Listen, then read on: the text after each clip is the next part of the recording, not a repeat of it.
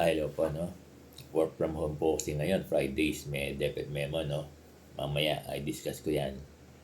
For the meantime po ay discuss ko tong talk ni Yusek Cabral, Wilfredo Cabral. Yusek Wilfredo Cabral.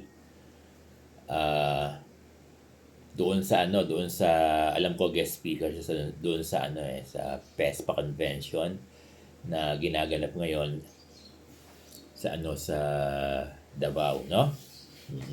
Ngayon, ang isa sa highlights nung talk niya ay yung mga on-stream candidates na school head na. Meaning, yung mga on-stream candidates like head teachers 1, 2, 3, 4, 5, 6, no?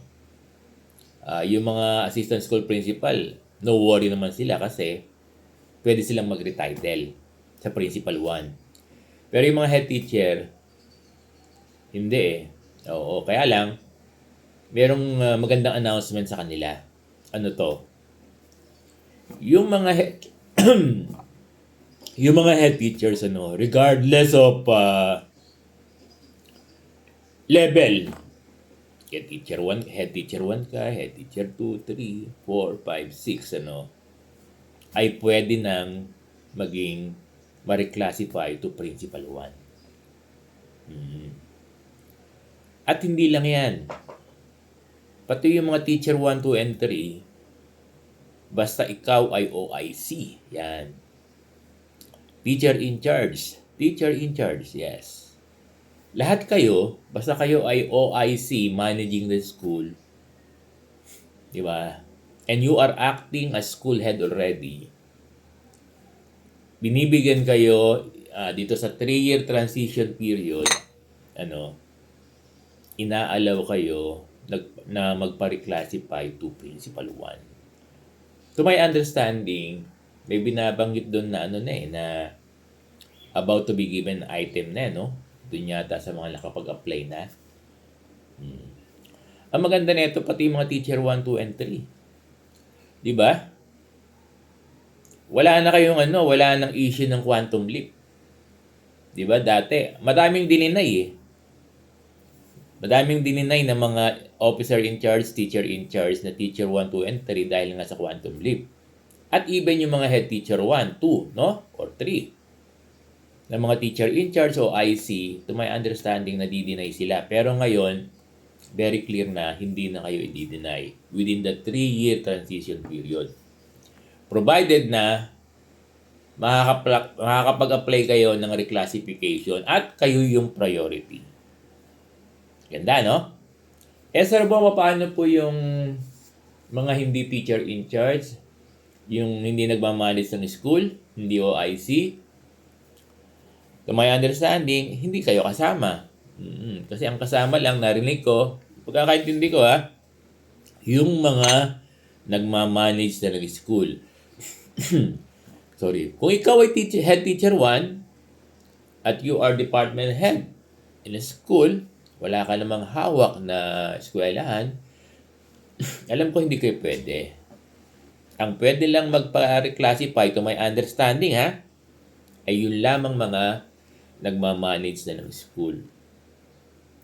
Again, yung mga on-stream candidates like head teachers at yung mga teacher 1, 2, and 3, wala naman tayong teacher 4 pa na OIC, no?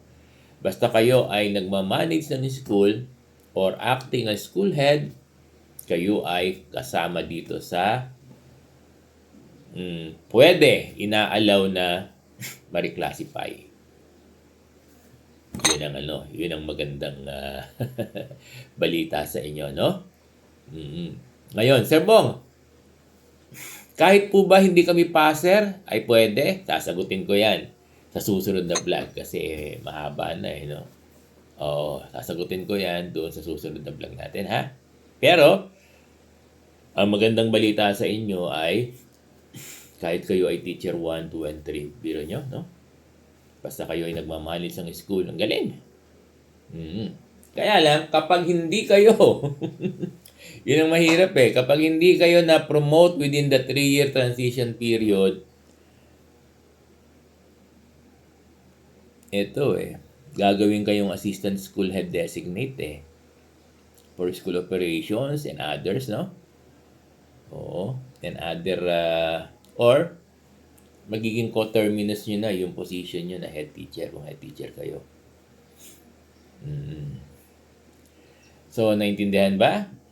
So, again, sa pagkakaunawa ko, ito yung mga OIC or teacher in charge na hindi pa principal 1. Ang magandang balita sa inyo, paulit-ulit Sir Bong, ay pwede na kayong magpa-reclassify to principal 1. Reclassification, yes. Reclassification ang sabi. Kasi paano kaya yung tanongin niyo sa division office. Kasi may natural vacancy kung pwede ibigay sa inyo, no? Dapat unahin kasi yung mga natural vacancy baka mamaya meron principal 1, baka yun din na ibigay sa inyo, baka po pwede rin, Pero ang binabanggit ni Jose Cabral yung reclassification, pwede. So samantalahin nyo, yung mga nakapag-apply na, very good. Kung ibinalik yan, edi balik nyo uli. Kasi latest Di ba? I-consider ngayon yan ng HR nyo ng division office. Di ba? Binalik. So, ibalik nyo uli. Citing the statement of Jose Cabral, no? At palagay ko naman, may DepEd memo na yan. Okay? So, masaya ba yung mga natin? Kasi ang dami nagtatanong sa akin nito, no? Yung mga teacher 1, 2, and 3, lalo na sila daw ay matagal ng teacher in charge and OIC, no? So, eto na yon. Wala nang question ng quantum leap. Wala nang question ng quantum leap. Kayo ay pwedeng ma-reclassify to principal 1. So, ang galing, no? Very good. Alam nyo, karamihan to sa province, no? Dito sa Metro Manila, wala nito. Sa Caloocan, wala nito. Wala kami mga... Kasi ang dami namin passer dito, na mga position nila ay, master teacher, head teacher, no?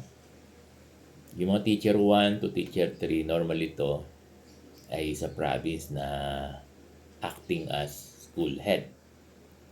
Kaya swerte nila, no? So, wala lang question ng quantum leap. Basta kayo ay pwede nang magpa-reclassify. Ngayon, magtanong kayo sa mga division nyo kung pwede na. Pero may binabanggit si Jose Cabral, na meron ng naka-list, no? Oo. Palagay ko meron silang database. Meron silang database sa DepEd ng mga school. Yes.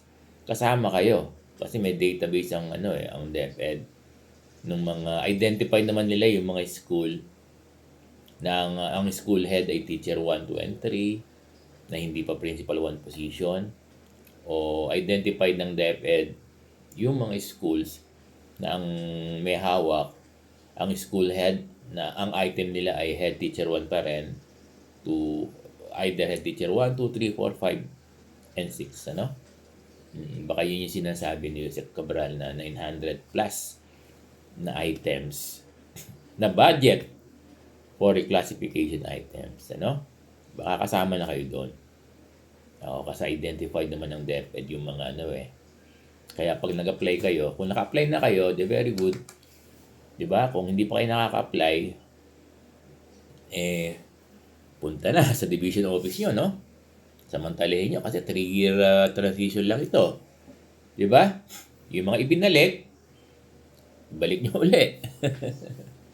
Diba?